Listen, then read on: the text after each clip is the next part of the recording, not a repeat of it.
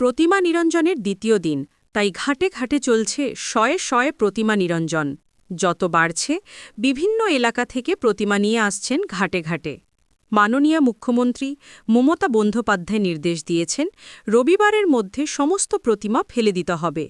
এই মতো ক্লাব উদ্যোক্তারা প্রতিমা নিয়ে সারিবদ্ধভাবে ঘাটে ভিড় জমিয়েছেন। আবার কেউ কেউ প্রতিমার সামনে বাজনার সাথে তাল মিলিয়ে নাচছেন আর বলছেন, বলো দুর্গামাই কি। প্রতিমা নিয়ে আনন্দ করে ঘাটে আসলেও এবারে প্রতিমা নিরঞ্জনে খুশি নয় ক্লাব উদ্যোক্তা থেকে শুরু করে বাড়ির পুজোর উদ্যোক্তারা। তাহাদের প্রতিমা নিরঞ্জন করতে গিয়ে কষ্ট ঢাকতে না পেরে তারা চোখের জল ফেললেন এবং বলে উঠলেন, মা, আমাদের ক্ষমা করো। অনেক উদ্যোক্তা কুলিদের উপর রাগে ফেটে পড়েছিলেন, এমনকি কথাও শোনাচ্ছিলেন, কিন্তু তারা বারবার একটি কথা বললেন, আমাদের কিছু করার নাই, দেখতেই তো পারছেন, আমাদের যেভাবে বলেছে সেভাবে ফেলতে হবে এবং কাজ করতে হবে। বাজে প্রতাপ ঘাট অর্থাৎ বাবুঘাট বলে পরিচিত যে ঘাট, প্রতিমা বিসর্জন দিতে গিয়ে ক্লাব উদ্যোক্তা থেকে শুরু করে বাড়ির পুজোর কর্ত্রীদের চক্ষু চড়ক গাছ, যাহা কোনো বছর ঘটেনি, এমনভাবে প্রশাসনের ও কেএমসির লোকেরা ঘাটটিকে ঘেরেছেন। প্রতিমা জলে ফেলাতো বলের কথা, সমস্ত প্রতিমাকে মাটির মধ্যে মুখ থাবড়ে ফেলা হচ্ছে।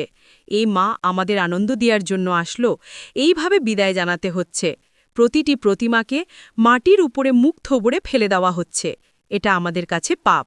প্রতিমার উপর প্রতিমাকে ফেলে দিয়ে চলে যেতে হচ্ছে, আর সেই প্রতিমাকে সাথে সাথে ট্রেন ও বুলডোজারের সাহায্যে তুলে অন্যত্র সরিয়ে দুমড়ে মুচড়ে ভেঙে দেওয়া হচ্ছে।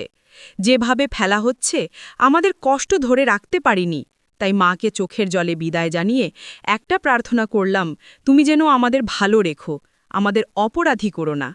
মাঝে মাঝে দেখা গেছে পোর্ট থানার ডিসিকে পরিদর্শন করতে এবং অন্যান্য অফিসারদের, যাহাতে এই রকম অবস্থায় কোনো রকম গণ্ডগোলের সৃষ্টি না হয়।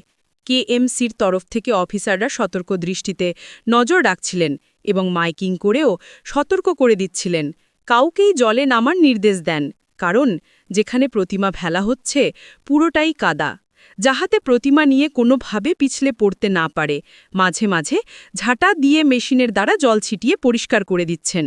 পুজো উদ্যোক্তারা জানালেন, আমরা কোনোদিন আশা করিনি এইভাবে বিসর্জন দিতে হবে। এটা আমাদের কাছে এবারে প্রথম। প্রতিমা ফেলতে এসে চোখের সামনে দেখলাম মাকে আমরা কিভাবে কষ্ট দিয়ে বিদায় দিচ্ছি। প্রতিটি প্রতিমাকে মাটির ওপরে মুখ থুবড়ে ফেলে দেওয়া হচ্ছে। আগে কখনো এই রকম হয়নি, তাই সরকার, পৌরসভা ও প্রশাসনের উদ্দেশ্যে একটা কথাই বলবো, আগামী দিনে এইভাবে যেন মাকে বিদায় না জানাতে হয়।